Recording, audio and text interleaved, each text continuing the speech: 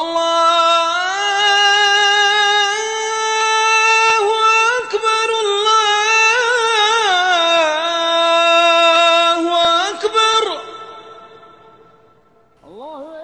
Ako Bog da, inša Allah, odavde sa ovog časnog mjesta izgovorit ću hadis kojeg je Božji poslanik sallallahu alejhi ve sellem rekao, koji je aktuelan danas i koji će biti i u budućnosti, ako Bog da, inša Allah.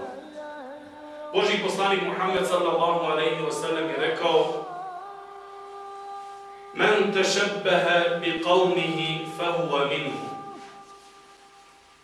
Ko oponaša jedan narod, on pripada njemu. Vjera Islam je vjera savršenstva i sistem života.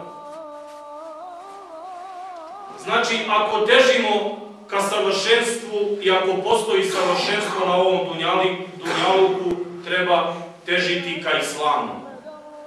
I muslimani su dužni kao takvu je prihvatiti.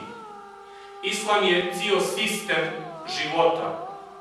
I on je, kao što smo rekli, savršen zbog toga što je od uzvišenog Allaha dželešanuhu, gospodara svih svjetova. I mi kao muslimani smo dužni prihvatiti ga tako kakav jeste. I kad smo svjesni onda toga da je Islam savršenstvo, sistem života, zašto onda tražimo u drugima primjer? Oponašamo nekoga i to baš u stvarima koje nisu od Islama. Pa onda naša najmlađa djeca proslavljaju prvo rođendan. Zovu jedan drugog, odu kod nekoga, proslave ga i to uz muziku, uz šejtansku svirku, pa ako su malo onda starija, zaliju to sa alkoholom, isto kao što smo rekli da nije od Islama. I onda ako im neko prigovori i kaže da to nije u redu, da to nije od Islama, odmah slijede komentari, a pogotovo najviše od njihovih majki, koje možda iz neznanja, a možda i iz znanja, ali ja se nadam da je iz neznanja, viču, ne, to ima u meksičkim serijama i španskim serijama, isto tako se proslavlja, pa svećice na torti i tako dalje i tako dalje. Pa koji je jad i čemer ovoga?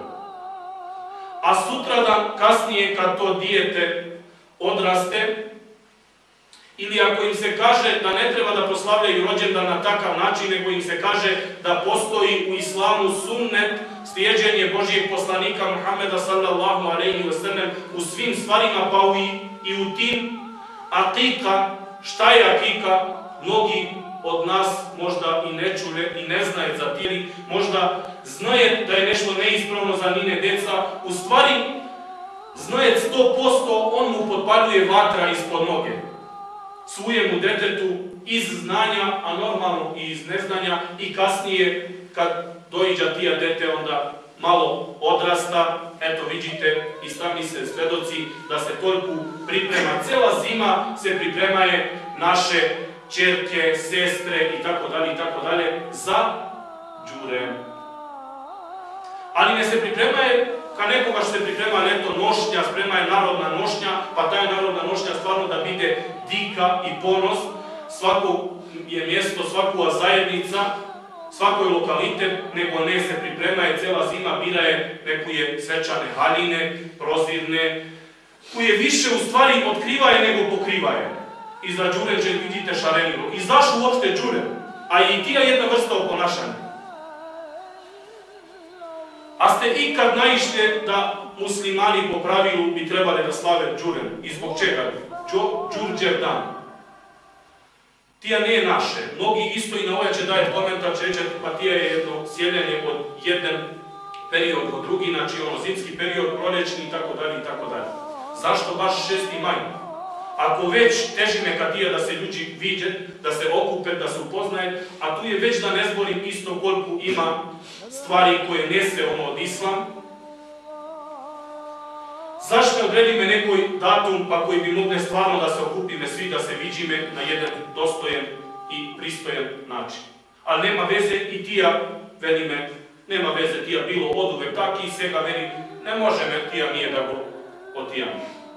Ne može me iza tija, pa onda sada eventualno, znači ka neki vodi me briga ili čak je nosi me da se spremem, kao što sam rekao, baš za toja period, da kupe tija haline koji više će ga otkrije, nego pokrije i mate isto vele, nema veze, pa svi takve rabotaje, sve se muva da se odvaja jedino od njih.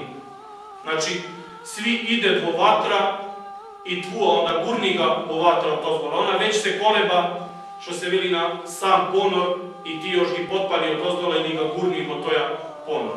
Veli isto tako ima i onda kad će postane malo kasnije, kad će se eventualno omuži, pa zatija onda toliko neuspele brakoj, toliko promašaju u brakoj, toliko karanice, toliko svađanice, pa onda kasnije kad eventualno dođa do rabota, treba je da rabotaje, treba je da zarađuje i oni od taja trka što se veli za život i za opstanak, goli opstanak, oni u stvari ne viđe tija deca same sebe, a kamoli suje roditelji. I onda normalno roditelji ostanuje same u kuće, oni ide dalje, ide normalno vani, za boljim životom, isto oponašajući tija i oni vele isto ako nema veze i za tija brako i za tako, sve tija imamo serije i tija tako, sve tija moderno. A ste čuli neko da ošao vani ili da napušti svoje rodno mesto zbog vjere?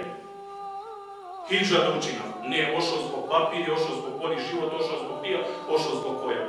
Ali i opet zapad isto ne tako je lako da daje tamo nekomu nešto. O ponašanju on u stvari nije sve što mi se čini što će se reći da je zapadno, tija je moderno i sve trči me, znači ima me koprena pred oči i trči me čezne me za tija. Ali zapadnjaci u stvari vjerujem da ovdje go donesu jer tje nas kad će dojet ili tje nekogo bilo ko ili kad čiješ tje ni, ti vjerujem oponašaj me vo droga, vo alkohol, vo prostitucija, a nemoj da me oponašaš da praviš avioni, da se obrazuješ, da studiraš, eto imate očiti primjer i najbolji primjer za Iran. Čim poče malo nešto da pravi, da izmišlja da tija, ne zastani, ne možeš ti tija da rabotaš, ne ti je tebe dozvoljeno.